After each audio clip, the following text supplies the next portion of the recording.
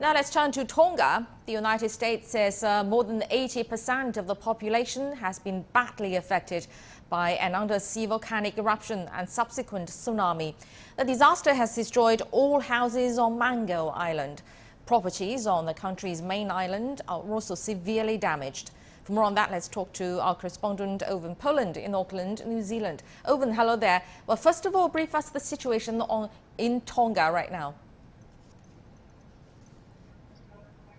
Right now, a massive clean-up operation is underway in Tonga Dongying as people start to remove the debris from the deadly tsunami that hit the island last weekend and destroyed dozens of homes and businesses, including holiday resorts. After a 5-day communications blackout, limited telephone contact has now been established after an emergency 2G satellite service was set up. However, it's very unreliable, and a Tongan politician who's stuck here in New Zealand says he tried 20 calls before he could finally reach his family, and then the call dropped out after just 1 minute.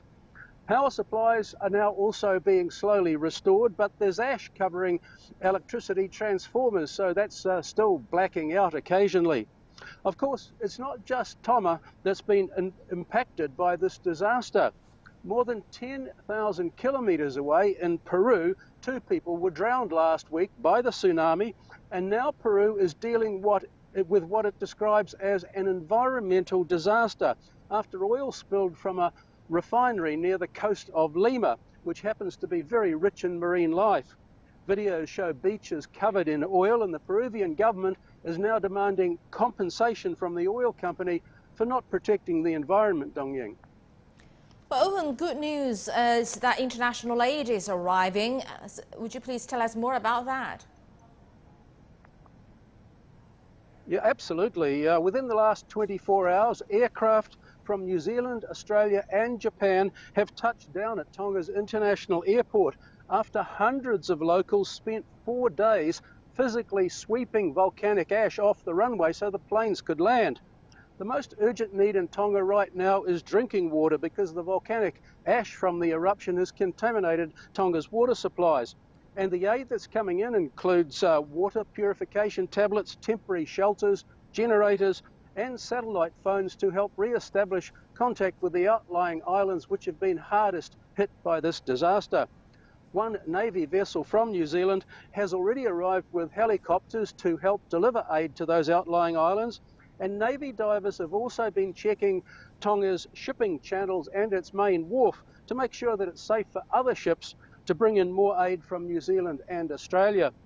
An amazing story has also just emerged about a 57-year-old man who was clinging to a tree on a tiny island when the tsunami swept him out to sea. During the night, he battled huge waves and managed to swim and drift several kilometres to another island. And then he swam for 8 hours to a third island before he finally made it to Tonga's main island of Tonga Tapu. The entire journey covered more than 7.5 kilometres and lasted 28 hours. And the man puts his survival down to having a strong will and determination because he's disabled. It's a remarkable story, Dongying, about human endurance and survival. All right, thank you very much indeed. Owen Poland reporting from New Zealand. And earlier, my colleague from China Media Group talked to a Chinese national working in Tonga, and he shared details about water supply after the eruption. There are 2 kinds of water resources. One is rainwater, the other is to dig wells underground and take water from the urban area through water supply pipelines. At present, we can still obtain water by these 2 channels. However, we can't guarantee the quality of tap water. We need to wait for an official report from Tonga authorities that the water is safe before we can use it. Where do you get your drinking water now then? The water we currently use mainly comes from bottled water bought from the market, and the rainwater stored in the collector before the volcanic eruption. So you didn't get water from underground? The water taken from underground pipelines is mainly used for washing. We don't use it as drinking water. What have you eaten today? I have eaten onions, potatoes, and chicken. 现在目前还是有洋葱、 You still have onions, right? Do you have other fresh vegetables? 绿叶蔬菜有吗？ Vegetables, fresh fruits, and some seafood are not available in the market in Tonga. Onions and potatoes are available and are imported. There's still enough onion and potato. For more insight into this, Mr. Xiao Long is joining us from Zhuhai. He's a professor from the School of Earth Science at China University of Geosciences, Wuhan, in central China. Professor Xiao, welcome to Global Watch. Well, first of all, this eruption, according to NASA, is about 500 times over the power of the nuclear bomb dropped in Hiroshima. Very gigantic eruption indeed. So from a geological perspective, how does such a powerful eruption occur? Okay, geologically, Tonga sits atop of the Pacific Rim subduction zone. This subduction zone is also the largest zone of volcanic and seismic activity zone in the world. We also named it as a Pacific Ring of Fire. Geological records, as well as recent large volcanic eruptions, are also located along this zone. For example, the Tambora volcano and Danau Toba volcano in Indonesia on the west coast of the Pacific Ocean, as well as the Yellowstone super volcano on the east coast. The reason for the frequent occurrence of volcanoes and earthquakes above the subduction zone is that when oceanic plates are subducted into the deep mantle, they will carry water, and this kind of water will significantly lower the melting temperature of the rocks in the upper mantle wedge, which will lead to the melting of the rocks that will cause the formation of large amount of magma. So when magma is accumulated to a certain extent, it can erupt and form volcanoes. So this time, the Homahapai eruption is resulted in this background. So it has a geological background to cause this huge eruption. What's the difference, major difference of an undersea eruption and eruption of volcanoes on the land? Okay, in this case, we call it a submarine volcano, and this is kind of we call the Polyni type of volcano. This created much volcanic tuff and ashes. When they erupt out, and they have passed through the sea water, and then the gases and the ashes goes into the air, and actually this will decrease the impact about the environment. If this kind of eruption happen on the land, they will even get even worse environmental change or damage. This is different. All right, we all know that a butterfly flapping its wings in the rainforest, tornadoes far away will happen. So what kind of butterfly effects would a gigantic volcano eruption like this have globally? So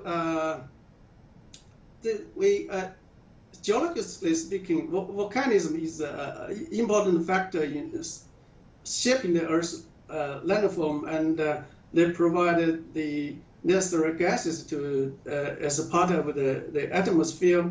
And for the agriculture, for example, ecosystem, they will cause both negative or positive effects to this. This time, the local seawater has been polluted by the gases erupted from the Earth's interior, such like sulfur, and also the pumices. We call this kind of very solidified volcanic rocks. They have many gases with it, and they are floated, and they are polluted the water, and the local system will be affected. And the ash is going to have some impacts on local environment as well. There are ashfall or acid rain after that. So what kind of impact will it have on local soil, local agriculture and the environment? Okay, we will see, but based on the current monitoring from the air and the ground, we haven't seen any acid rain. This is good news. But we also see the much volcanic ash has deposited on the surrounding islands. So this kind of thing also have two kind of impact. So in recent, the current agriculture will be impacted, and will, the production will be decreased. But the volcanic ash is a good soil for planting. So for a long term of observation, this volcanic ash will provide fertile soils for the agriculture. So we'll see. In recent short term, it's bad, but for long time, it's good. You just mentioned that in the area near Tonga, there are increased seismic activities such as volcano eruption, but actually we've seen the increase of natural disasters such as earthquakes, volcano eruptions in the whole world in recent years. Are we seeing a comparatively more active seismic movement in recent years? Oh, sorry. I cannot predict now whether there will be major volcanic eruptions and seismic activity in the future. But a comparison of the previous activity, volcanic activity records on the Pacific Ring of Fire does not rule out the possibility of further large eruptions. It depends on the rates of magma accumulation in the deep. From the general rule of the volcanic activity, before the eruption, as a large amount of magma and gas has been accumulated in the deep earth, generally cannot be ended in a single eruption. In fact, the big eruption was preceded by one on December 20, 2021, but it didn't get much attention because it wasn't that big enough. It is not yet known whether this big eruption will be followed in the short term by an eruption of comparable strength or greater. So it depends on the rates of magma accumulation in the deep. When it reaccumulated in a large amount of magma and gas, it will fall. All right, thank you very much, Professor Xiao Long from the School of Earth Science at the China University of Geosciences in Wuhan in central China. Thank you very much for your insight.